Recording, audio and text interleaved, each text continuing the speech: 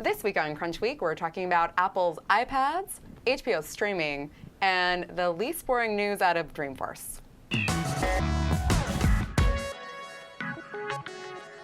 Welcome to Crunchweek. I'm Sarah Burr. I'm Kyle Russell. And I'm Felicia. Hi. So Apple news. What happened? So I spent yesterday morning watching the live stream. We had Daryl and Matt Panzarino covering the event live. But Apple showed off new versions of the iPad Air and Mini with the iPad Air 2, which is thinner, faster, has Touch ID, and therefore Apple Pay. An iPad Mini 3, which is same as before, even the internal hardware, except for the addition of Touch ID. They showed off a new Mac Mini and an iMac with a 5K Retina screen with 67% more pixels. Holy than crap! 4K. Have you seen the photos of that? I was staring. It was like watching the sunset or something. I could not look away from the video of the display. I was want it crazy so beautiful. badly. And it's funny because it's like you're just seeing an image of like, look how pretty this is, but I can't even see all the 5K I'm watching pixels like on my 1080p screen. 1080p Yeah. version on a 1080p screen with like the most beautiful visuals. Yeah, it was insane. So, and did you see that they also had like these just gorgeous images of Iceland? They were like, we're gonna find the most beautiful, badass place, and we're just gonna be like, look at me. It was really pretty impressive. Yeah. I have such hardcore gadget envy right now for that thing. $2,500 to start, though. It's a little outside of most people's price range. Yeah. Although being like such a high-end gadget, it means that like people ordering yesterday or today have like 1 to 3 day shipping times rather than having to wait like months for a new iPhone. I read someone made a really good point about it is like if you wanted to use it as your TV, like if you were in the market for a small television, you could actually like put it on a little media stand and also use it as your TV, and it would maybe be worth it more. Well, in that way, it's actually. I mean, people are already using their. Well, laptop. 4K TVs are really expensive, so this would be cheap if you intended to use it as a streaming like display. That's the thing. In terms of like what you get like for pixel density or color reproduction, it's like the best deal you can buy right now just for the screen. Right. And it's like the joke at the Apple event was like, and we also included a computer because if you look like a couple of years ago, Apple released a 2800 by 1600 monitor, so that's like roughly half the resolution for $3,200 alone. Yeah. Speaking of streaming, by the way, streaming and television, HBO is. Oh my goodness, I'm not ready yet. Can we You're talk not ready? We'll talk about the iPads really quick. I really want to talk more about Apple. I'm sorry. Okay. So what about the We're gonna talk iPads about do you Apple. think is interesting? Okay, you told us before the show that there's 72 variations on the iPad now. I remember I was just looking at the news and there was like this picture and there was so many iPads. It looked like I couldn't even wrap my brain around it. So what the heck is going on with iPads? So they have the iPad Mini 1, 2, and 3. Right. 1 is the original, 2 is the Retina they released last year, 3 is this year's, which is basically the same thing with Touch ID. Okay, and they're doing something weird with SIM. There's something new with SIM. Not weird, new. Okay, so now LTE versions of the iPad Air, iPad Air 2 don't come with like the ability to like get a T-Mobile SIM or an AT&T SIM or a Sprint SIM. Instead, you get what's called an Apple SIM, which is their own custom implementation of that whole concept. And you turn on your LTE-enabled iPad, and instead of saying like, oh, I have that in, oh, just AT&T pops up at the top, it's, oh, which carrier would you like to use this month? Right. Oh, like I didn't need data last month, but this month, sure, I'll use AT&T. And it's just there. And it's clearly like in a year or two, we're going to see you're not going to buy like an iPhone from AT&T that's like the AT&T iPhone. Yeah. It'll just be go to the Apple store, buy your iPhone, and you choose like AT&T and sign in with your credentials, and you're good to go. That's also interesting. really cool for people who like I know like AT&T doesn't work in my apartment, Right. so like it would be great if you could kind of have a carrier and then be like, okay, well this doesn't work, and then like switch to a new carrier and just kind of just find the best service. And then for things like traveling, where you go to another country, hope that before you need to make an emergency call, you go to a store, get a SIM, and swap that out somehow. Yeah. But now it's like, no, you'd land in London for Disrupt, and say like, O2, okay, now I'm on like a carrier here and I'm good. Yeah. And like that's just something that's never been possible. But will it work before. with? I mean, we know it'll work. It'll work with any of the carriers. So far, the only one where they haven't said it'll work is Verizon, and the way this got out wasn't at the actual announcement. It was like on a support doc for the iPad Air. It was just like, and by the way, now the LTE version has Apple SIM, and like people just kind of stumbled upon this. Yeah.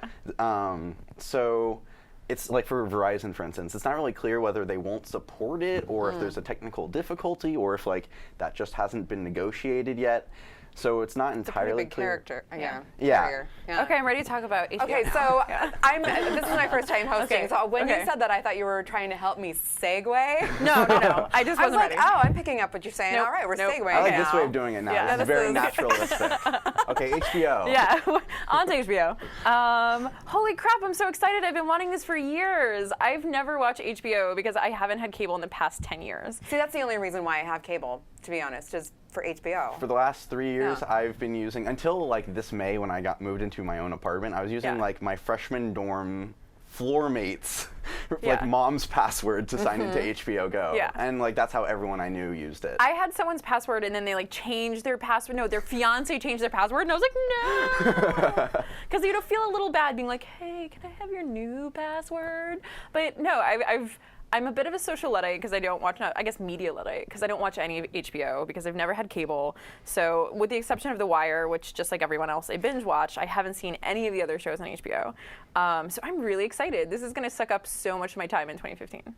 This was actually an argument between, not an argument, like a conversation between Right. my roommate and I, and it was, you know, do we get cable or don't we get cable? And she wanted it for a whole bunch of other channels. I Right. didn't care anything about those channels. I just wanted HBO. Yeah. I just wanted to be able to watch Game of Thrones when it was actually airing Yeah. and not have to wait for it and not have to binge, because I do binge watch all the time. It's, do you binge watch on any HBO well, shows? basically my strategy with HBO, like in general, is that like I love the like top tier programs that like we all watch, True Detective, Right. Game of Thrones.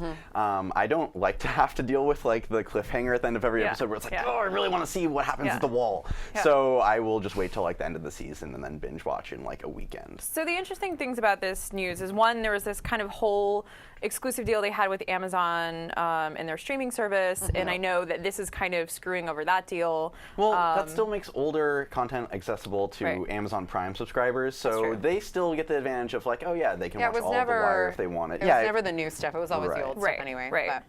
But Do you think they're going to put the new stuff on the? I mean, if you're paying like $20 a month, you would want the new stuff. and that's the right? thing where it depends on like what segment they're trying to go for now, Right, or like right. what the overall strategy. Like, is it okay? So this service will be the new thing that tries to get everyone, because they've said Right. there's 80 million households that don't have it. We'd like to get as Right. many of them as we can. I feel like they can go super cheap and be like every archive with like old seasons but not the newest Yeah. season, or they could go expensive and have everything.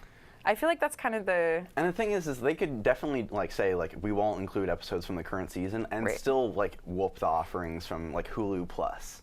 Right. Like if I was, where do I spend my $8 per month? I would go HBO. Right, If I right. didn't already have it included in my TV package. I don't mind. Actually, one of the things that Hulu does, which I think is really interesting, is this kind of 1 week delay thing, where it's like, unless you have a cable provider, it's on Hulu, but unless you have your thing connected into your Hulu account, it's blocked for like a week or 30 Right. days, or it depends on the content.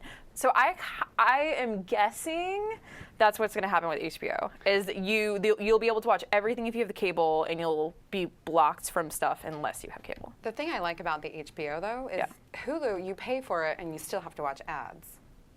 Yes, but HBO doesn't have ads at all. Right. Yeah, So that's that's why that makes it a But sweet Netflix deal. doesn't have ads either. Right.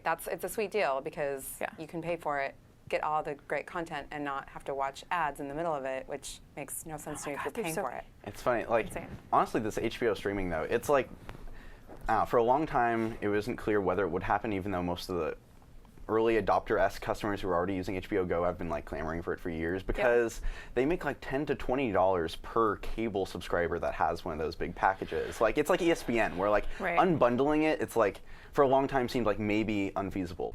So Dreamforce, Sarah, you were there.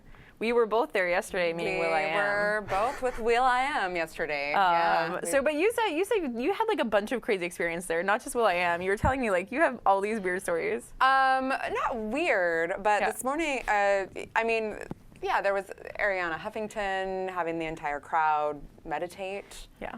That was kind of interesting. She wanted us to put away our laptops and cell phones, and I was sort of secretly still typing out a post while she was. You had to be reporting Yes. on her saying not to be connected. Yeah. Sorry, boss. But she talked about this digital detox, which was interesting that's really because, important, well, I thought it was odd because she was bragging, about her daughter not being on any social networking sites, which I understand the idea behind it, but I don't quite understand why that would be a bragging point, because, I mean, Twitter has helped revolutions. I don't think that's a bragging point. I feel like that is a very long discussion. I think it's really cool that someone like at all, like ever. That doesn't make any sense. I wasn't on Facebook until I was 25. Like I very much stayed away from social media until much later, and I think it was very healthy for me as to learn social skills in like real life. But I don't think that prevents anyone from having social skills. Okay, well, let's not talk about that. Tell me, did you see Hillary Clinton? Yes, I did. Yeah. Was it good? Yeah. Everybody felt it was like so aspirational and like women and she was empowering. Well, she was actually very funny. She kind of made light of herself in her pantsuits, and that was refreshing. Because I mean, she has that stereotype, and the only thing is, everyone gathered outside later to kind of get this canned picture of her stuffing books for the children, and it was very staged, which was, that tends to be, but. Yeah. So there was some actual news, right? There was like the lightning, there was the wave, there was the pulse. They're on some like weird kind of astronomical theme, I feel like. Yeah, also, and then like wave, things coming out of Dreamforce, it's so hard to talk about them because it's like, okay, this could easily be worth hundreds of millions, billions of dollars. Yeah. It's Salesforce. But at the same time, it's like, it's business intelligence and analytics. Yeah, I have a really hard time. It's so time hard to make it sexy. wrapping my brain around it. Like, I was reading it in detail and I was like, I don't know. Let's talk about Will.i.am. Speaking of Will.i.am. That was definitely the most exciting part, I would think. I mean, for the Pulse Not smartwatch. It's not a watch. What do we call Listen, it? it's not a watch. Don't call it a watch. Pulse without an E. I love how, like, and then they were like, and we partnered with Human. It's like the theme of the day is misspelling words by a little bit. Yeah. That's always Drop the E. That's change just it to an I. every tech company out there.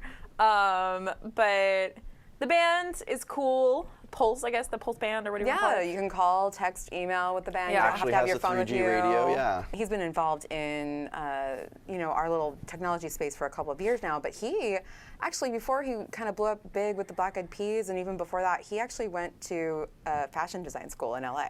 So, I mean, he studied fashion design, and then he, became a musician, and a bunch of other things happened. So he's kind of almost this perfect mix of someone who's involved in technology, fashion, art, and bringing all of that together. And it just kind of makes sense that he would. He's quite an intelligent person. He's funny with words.